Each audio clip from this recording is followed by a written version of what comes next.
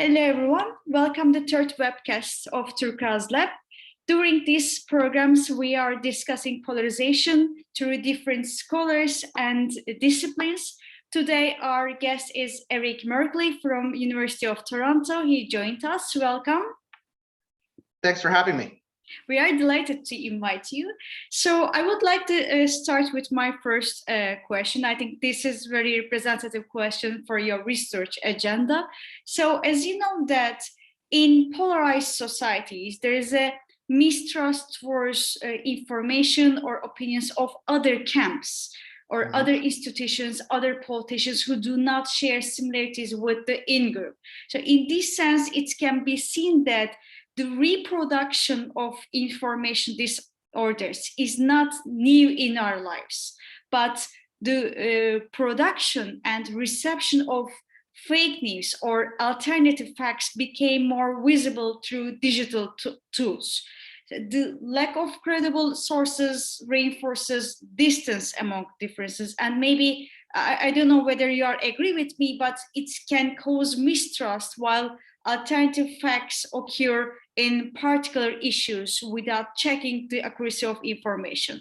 And this process allows us to think about the functions of traditional media and social media platforms considering information disorders. So how would you evaluate the contribution of information disorders towards polarization? And can we describe polarization as one of consequences of alternative facts? I mean, how do you explain this relationship between polarization and information distrust?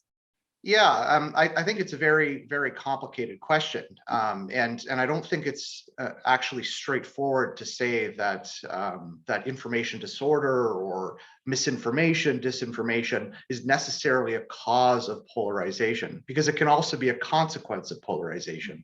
That is, as people become more polarized, more ideologically extreme, more liable to dislike and distrust political opponents, they're more likely to see misinformation in their world that happens to agree with what they view, and then believe it and share it accordingly, and then contribute to it on its own right. So we don't have a lot of really good evidence of this. We do know that people who are more likely to share information that agrees with them, even when it's fake news or misinformation. And we know that in a lot of circumstances, partisan media or really politically charged information can polarize people in its own right. But the degree to which one is more important than the other, and how much that's true now across different countries is very much an open question. So I think it's likely that that fake news, misinformation, because it tends to be politically charged, it tends to derogate and minimize political outgroups. I do think it is a contributing factor, but I think the other causal arrow is probably even more important.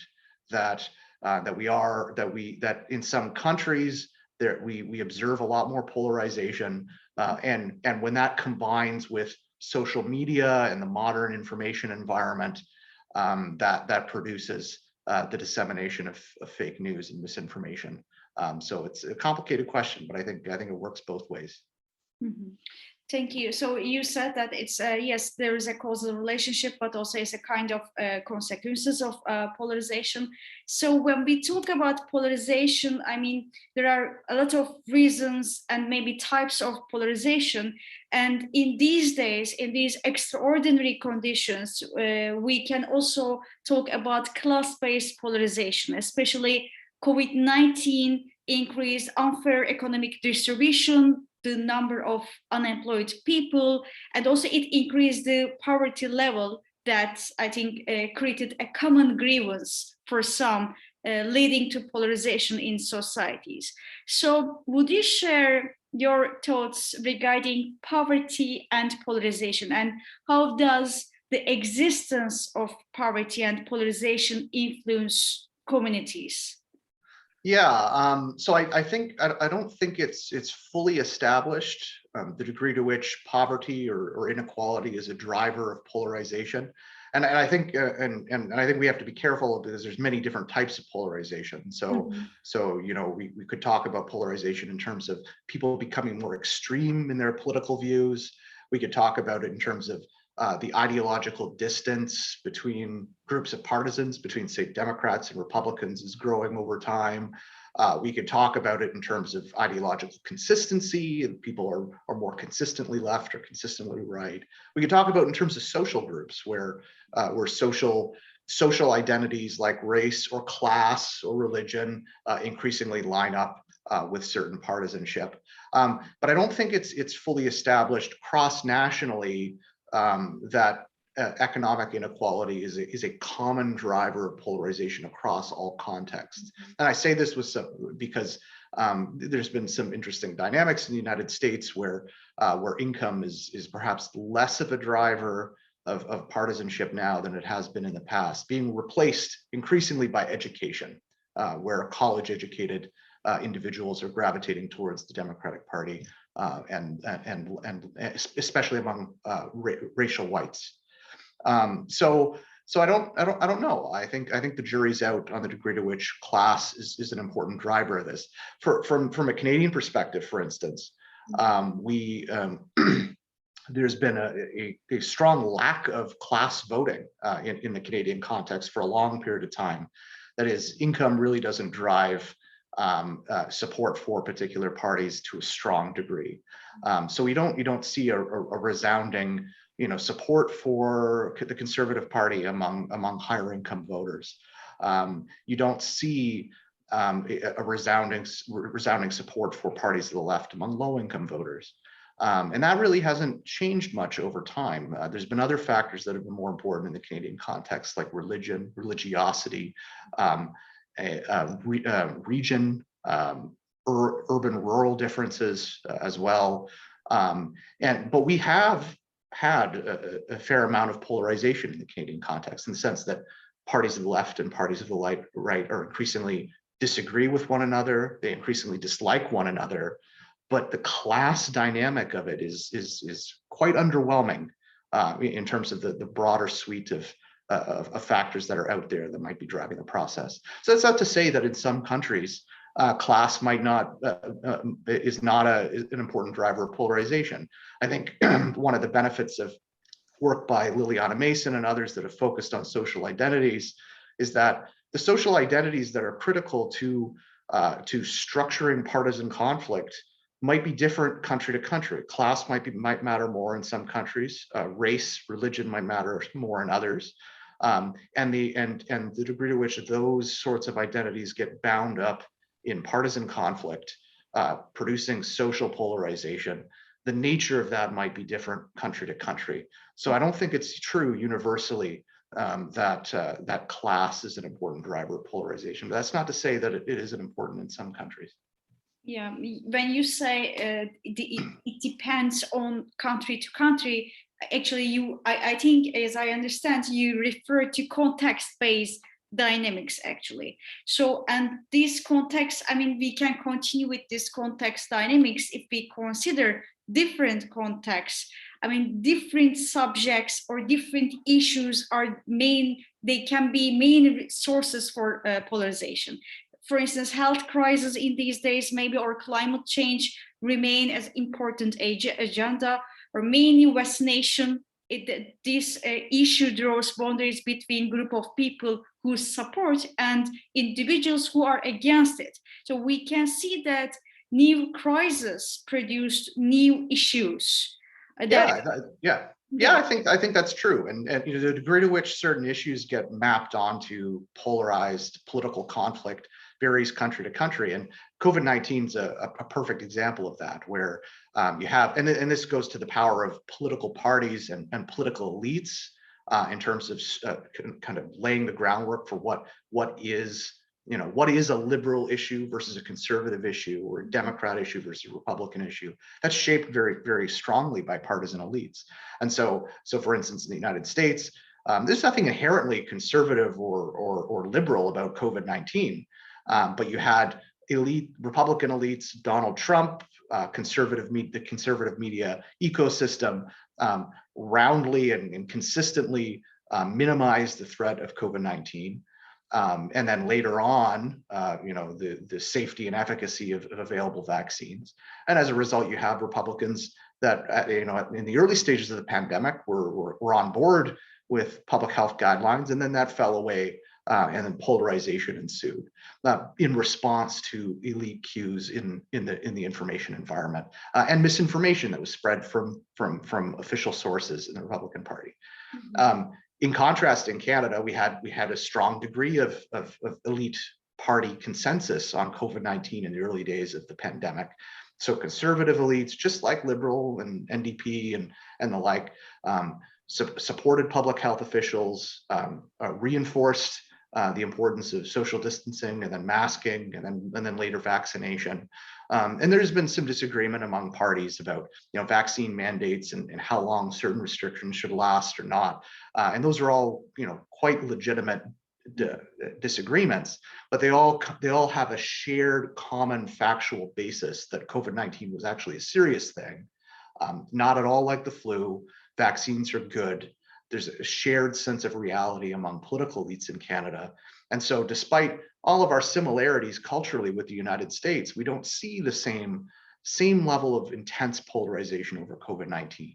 And so, and then you could, climate change is another example of this. There's lots of other issues. The degree to which an issue or a crisis takes on a polarized dimension really has to a large degree determined by how political elites react to that crisis, react to that issue. Mm-hmm. Do they maintain a consensus or do they decide to divide? And that the degree to which that varies, it can vary over time, it can vary across countries, it varies across issues. Mm-hmm. I also want to ask a question on the relationship between populism and polarization, because the world politics is currently surrounded by populist narratives and performances in different countries. When we talk about populism, Viktor Orban is one of the leaders. I mentioned about his name because there will be elections in April. That's why this question is still important. Although Orban may be challenged with the opposition because I think there is a now common candidate. The opposition may encounter with legal obstacles as well, because the constitution has been amended by 9 times. And perhaps one of the most striking thing is the increase in the number of laws that needs to be passed by 2/3 majority. In any sense, so populism is on the agenda, and populist leaders have a tendency to use a language articulating people-centrism and demonizing others, especially leaders like Orban, who rule the country. They are more potent in terms of these legal authorities and narratives. So can you please share your opinions about critical moments? Maybe you can define this concept as crisis as well, but I prefer to use critical moments because it comprehends electoral campaigns and electoral competitions. I think this creates another context.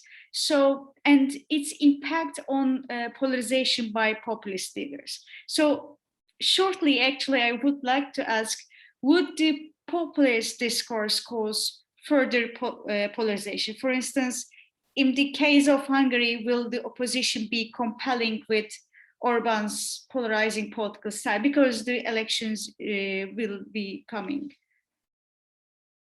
So sorry. So the first question is whether populism causes further polarization. So how is the influence of populist discourse on polarization? Yeah, I think it's an important component. We do know that party elites polarize. So again, as I mentioned, that parties have the ability to shape their voter coalitions. So what types of people are they going to attract into their party, and what types of people are they not going to attract? They can also persuade. They can persuade partisans to change their opinions on certain attitudes. And so the degree to which party elites start to voice certain forms of populist rhetoric, they can, attract existing populists into the fold and persuade co-partisans to adopt more populist predispositions.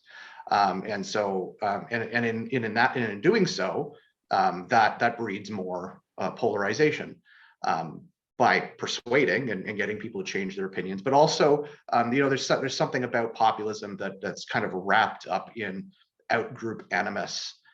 Because it is people versus the elites, and they are for the people. On the other side, they're the nefarious elites, and so there is kind of an out-group animus kind of woven into populism by its very nature, that will spark things like affective polarization, the increasing dislike of political opponents, and we see that process happening to some degree in Canada, where we had the trucker convoy protests recently, and we had Conservative Party officials try to reach out to those groups to kind of bring them into the fold, started using similar rhetoric in some ways, again, trying to bring those people who are typically alienated with the political system, maybe they don't vote all the time, bring them into the Conservative Party, and in the consequence, they might persuade other conservative supporters to adopt those sorts of views. And so again, party elites matter, the positions they take matter, and embracing populist rhetoric, seeing is certainly a recipe for more polarization. And to circle back to the whole point about crises being important for that, I think the very nature of a crisis opens up windows for populist entrepreneurs to gain a foothold, because crisis requires a political governmental response, an elite response. And a lot of people are not necessarily going to like that response for a variety of reasons.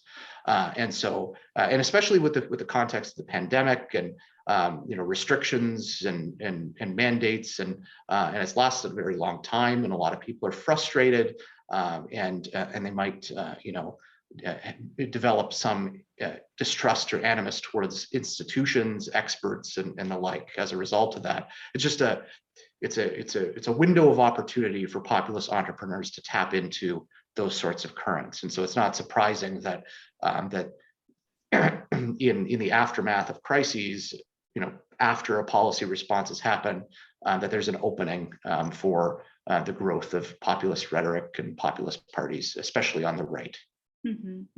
Thank you.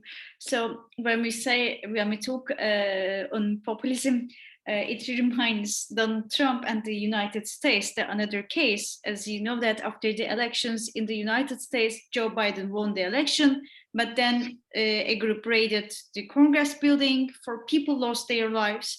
And this showed the whole world how dangerous polarization could become. This incident took place in a country that includes institutions considered a more developed democracy, more advanced. So maybe we can focus on democracy and polarization. I mean, what are the risks in countries with more advanced democracy like the United States, maybe?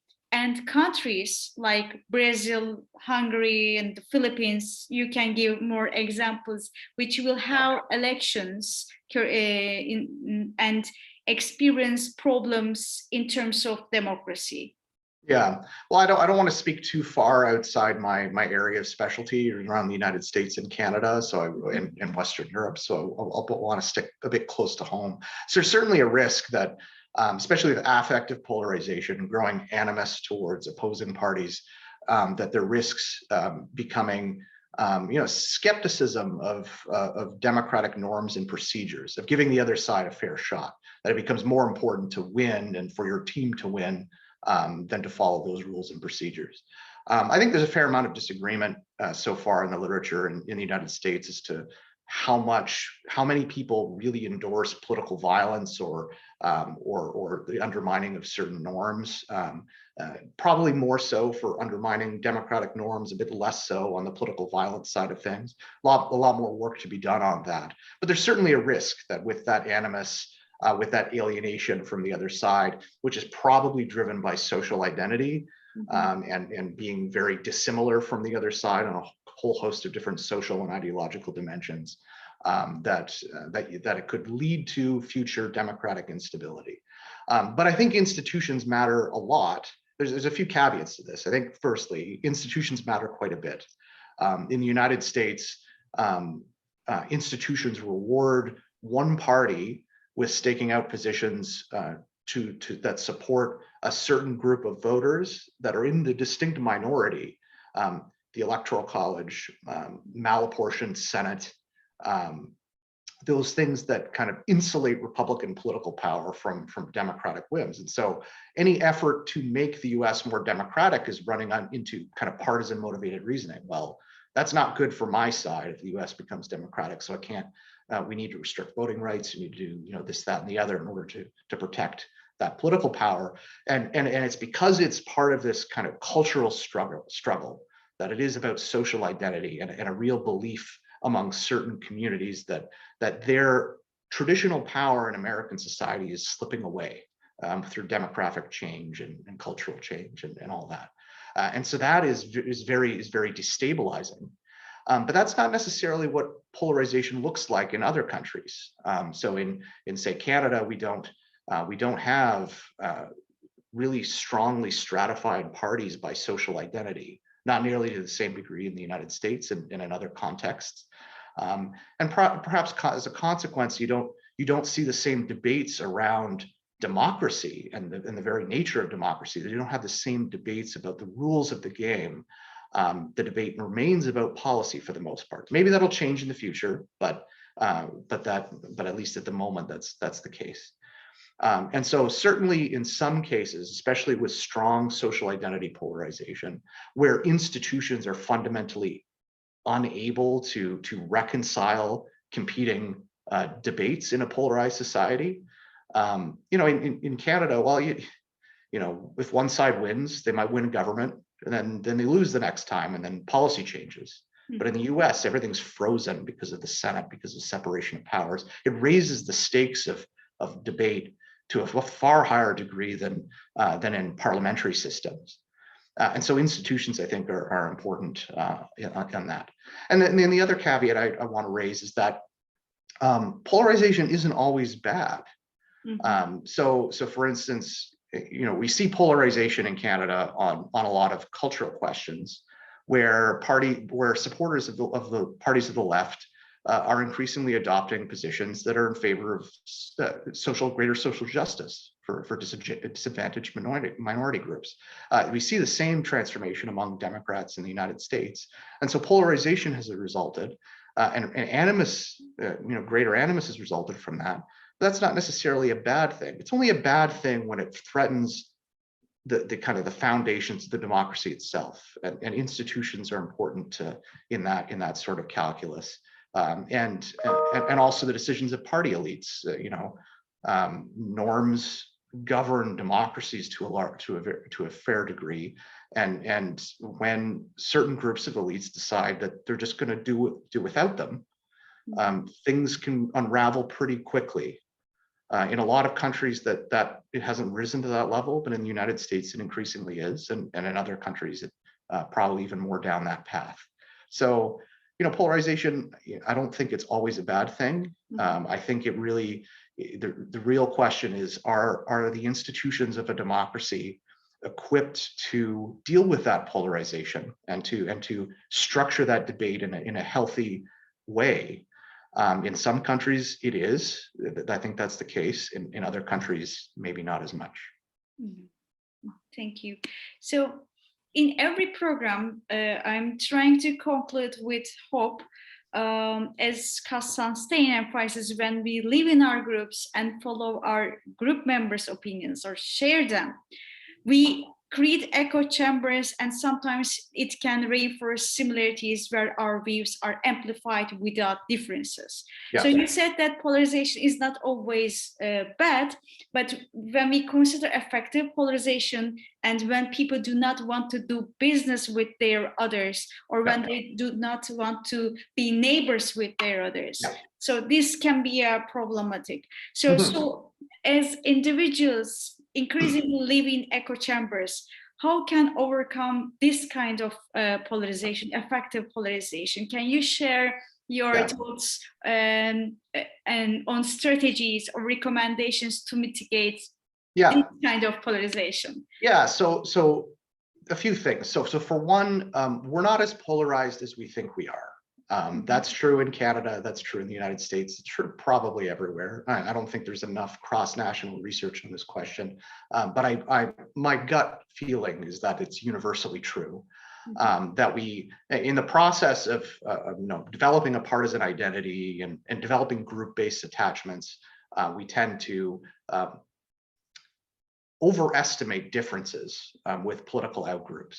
And it's not just that, it's also media sensationalism around partisan conflict and the cut and thrust of politics that gives people a pretty distorted view of both the social composition of the parties and how different they really are in terms of race, class, religion, and the like, but also in terms of their ideological beliefs. And so there is some evidence in the United States that correcting those misperceptions, giving people an accurate picture of the social composition of the opposing party, of the beliefs of the opposing party, that actually can perhaps turn the temperature down a bit, make people less hostile to the other side. So there is, there's something to be said about that, and that means, perhaps.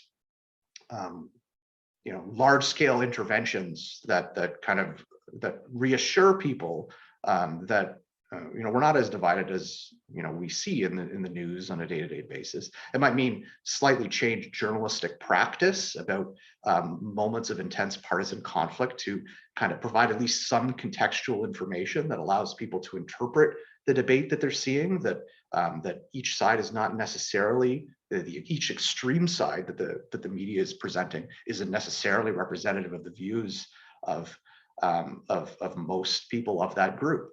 There are for instance, a lot of Republicans that support climate science. Splits the party right down the middle. But we don't really get that picture from the news media. People assume that, well, Republicans are climate denialists, and that's the end of it. That's not true.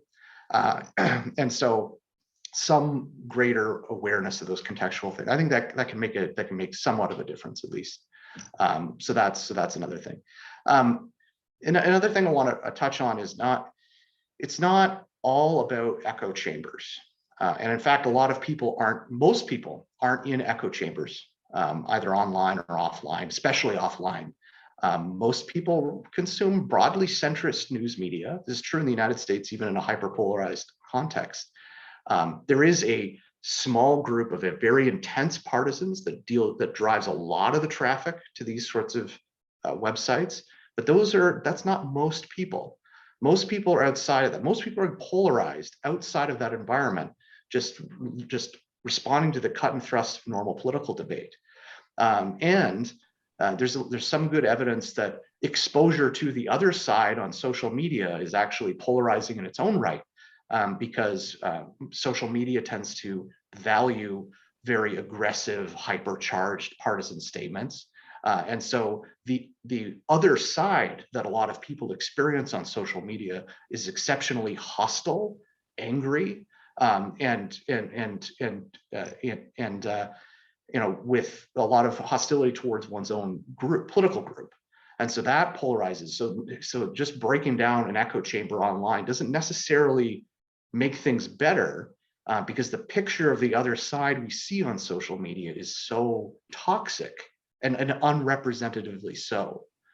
And so that means, some work that I've done that's shown that discussion with political outgroups can potentially reduce affective polarization. There's a lot of a lot of caveats to that. What's the nature of the discussion? Is it about politics or is it about something else? How structured is the discussion? There's a lot that needs to be unpacked in future research of the conditions under which we can have reasonable disagreements and learn about the perspectives of one another, and learning those justifications, learning those perspectives can move people, the pictures that people have in their heads of political outgroups, move them away from those stereotypes that people have to something that's much more realistic. And I don't know what sort, I can't say there's a large scale policy intervention I could come up with off the top of my head that can allow for that sort of thing to happen. But I do think there's a lot of gains to be had about having productive conversations with political others and social others, people that are in other that have different social identities and different makeups. So I don't know what that looks like, again, as in terms of a massive policy intervention, but I think there's a lot more research that needs to be done to kind of unpack the conditions under which engaging with political opponents can reduce polarization. I think those sorts of efforts, if we can find them and scale them up, I think would be fantastic. I think I agree with you about perceived polarization, because also we ask some questions about specific issues considering the Turkish politics, for instance, violence on women or Istanbul Convention, and it demonstrates that people have more similarities than they think, actually. So when we share our findings, sometimes people can be surprised because they think that they have more differences with their others, actually. Yeah. So Eric, thanks for your all answers in a comprehensive sense. It was very nice to hear from you. And again, thanks for accepting our invitation. No, you're welcome. And this is a good discussion, and hope it can be of value. Yeah, thank you. Thanks for everything. Today, we are concluding our webcast program. Thanks for listening to us. Please stay safe and healthy.